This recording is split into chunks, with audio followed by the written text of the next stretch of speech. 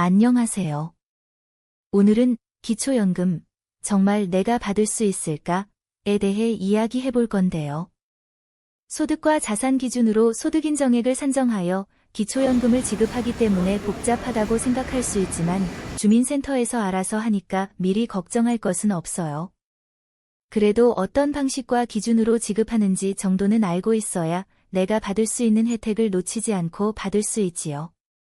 지금부터 홍길동 씨의 사례를 통해 기초연금 신청 과정부터 소득과 자산을 어떻게 계산하는지까지 알기 쉽고 자세하게 알려드릴 테니 끝까지 시청해주세요. 우선 나이가 만으로 65세가 되면 대한민국 국민은 기초연금을 받을 자격이 생깁니다. 이때가 되면 정부에서 자동으로 기초연금 신청 안내문을 대상자에게 발송하지요. 이 안내문은 만 65세가 되는 모든 국민이 아닌 소득과 재산 기준을 충족할 가능성이 있는 예상 대상자에게만 발송됩니다. 따라서 기준을 충족하지 않는 경우 별도의 안내문을 받지 못할 수 있습니다. 여기에서 중요한 것은 기초연금 신청은 안내문을 받았는지 또 기초연금 대상 여부와 상관없이 본인이 직접 신청할 수 있으니까 일단 신청해서 본인이 그 대상에 해당하는지 직접 확인해 보셔야 합니다. 그리고 올해는 대상자가 아니었더라도 내년에는 대상자에 포함될 수도 있으니 해가 바뀌면 꼭 다시 한번 문의하는 것을 권해드립니다.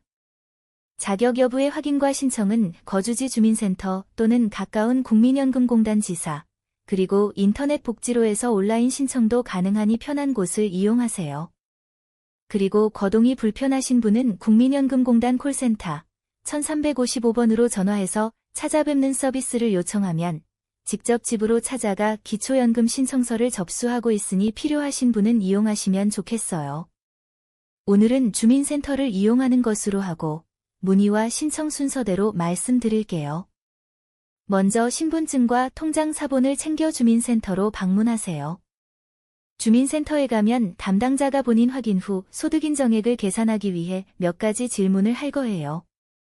여기서 중요한 것은 소득인정액입니다. 가구당 소득과 자산을 모두 합산해 월소득으로 환산한 금액이 소득인정 기준액 이하일 때 기초연금을 받을 수 있어요. 이 기준은 해마다 조금씩 변경되는데 2024년 올해의 소득인정액은 단독가구 213만원, 부부가구는 340만 8천원이에요. 간단하게 말하면 단독가구 기준 213만원을 단 1원이라도 초과하는 경우에는 기초연금을 아예 못 받아요. 그리고 소득인정액이 초과하지 않더라도 금액에 따라 기초연금이 감액될 수도 있어요. 그럼 지금부터 홍 씨의 소득인정액이 어느 구간에 해당되는지 확인해 볼게요. 먼저 주민센터에서 확인한 홍 씨의 소득은 국민연금 50만원, 월급 100만원. 재산으로는 은행 예금 1억 원, 아파트 대출 없이 시가 5억 원. 모닝 자동차 구입가 1,500만원이었어요. 연금의 경우 공무원연금, 군인연금, 교사연금, 우체국연금을 수령하는 경우에는 그 수령자 본인과 그 배우자는 기초연금 수급 대상자에서 처음부터 제외돼요. 국민연금은 수령금액에 따라 기초연금에서 감액이 돼요. 연금 수령액이 월 50만 2,210원 이하인 분은 연금액 전부가 소득금액에 포함이 되고 이 50만 2,210원을 초과하는 경우에는 수령액이 소득인정액에 포함됨과 동시에 A급여, 즉 소득재 분배급여에 따른 산식에 의해 조금 더 감액이 들어가요. 따라서 홍 씨의 경우 50만 원이 소득인정액 계산에만 포함되지요. 다음은 월급 100만의 경우 근로소득에 해당하여 기준에 따라 110만 원을 공제하게 되므로 급여소득으로 인한 소득인정액은 0원에 해당해요. 예금 1억 원에 대해서는 기준에 따라 2천만 원과 부채를 공제하고 소득 환산율 4%, 그리고 이자 소득도 감안하여 월 소득을 계산할 경우 약 48만 원 정도가 월 소득 인정액으로 계산되네요. 다음은 실거래가 5억짜리 아파트의 소득 인정액을 알아볼게요. 주택의 가액은 시가표준액을 기준으로 하므로 국토교통부 부동산 공시가격 알림이 홈페이지에서 확인한 결과 약 2억 7천만 원에 해당하네요. 여기서 홍 씨는 중소도시에 거주하므로 8,500만 원의 주거유지 비용을 공제하면 1억 8,500만 원이고 기준에 따라 여기에 소득 환산율 4%를 곱하여 12개월로 나누면 약 62만 원이 소득인정액으로 계산이 돼요. 마지막으로 자동차도 소득인정액에 포함될 수 있는데요. 차량 가액이 4천만 원이 넘을 경우 차량 가액 전부를 소득으로 보기 때문에 이런 고급차를 소유하고 있는 경우에는 기초연금 수급 대상에서 아예 제외되지요. 또 골프, 승마, 체육시설, 요트, 콘도 등은 전액소득으로 인정되므로 이런 회원권은 단 한 개만 있어도 수급 자격에서 제외될 수 있어요. 홍 씨의 경우 차량 구입가액이 1,500만 원이지만 보험개발원 홈페이지에서 확인한 결과 현재 차량가액이 300만 원이고 여기에 소득 환산율 4%를 곱한 후 12개월로 나누면 월 소득인정액이 1만 원에 해당하네요. 지금까지 계산한 내용을 전부 더해볼게요. 국민연금 50만 원, 월급여 0원, 예금 산정액 48만 원, 아파트 산정액 62만 원, 자동차 산정액 1만 원으로 총 161만 원 정도가 총 소득 인정액으로 산정되었어요. 이 금액을 소득인정액 구간별 기초연금 수급액에서 찾아보면 단독가구 최대 구간인 179만 원 미만 구간에 해당하므로 기초연금액은 33만 4,810원 전액을 수령할 수 있어요.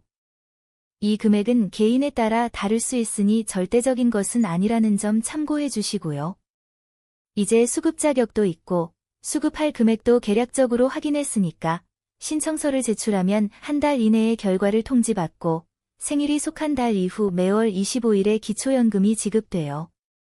아직 중요한 내용이 있으니 꼭 끝까지 영상을 시청해 주세요.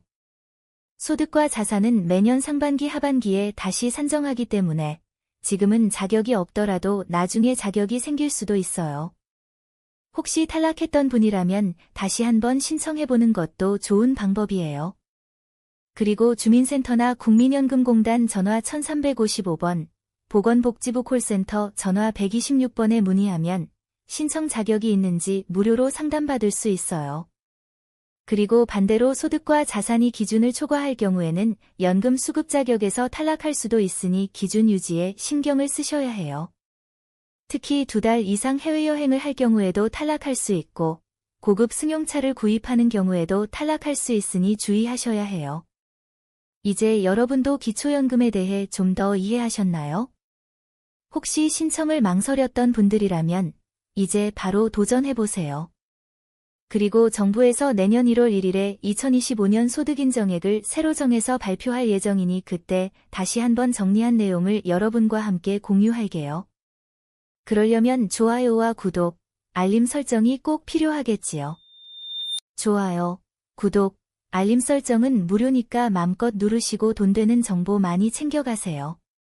그럼 더 유익하고 좋은 정보로 다시 찾아오겠습니다. 감사합니다.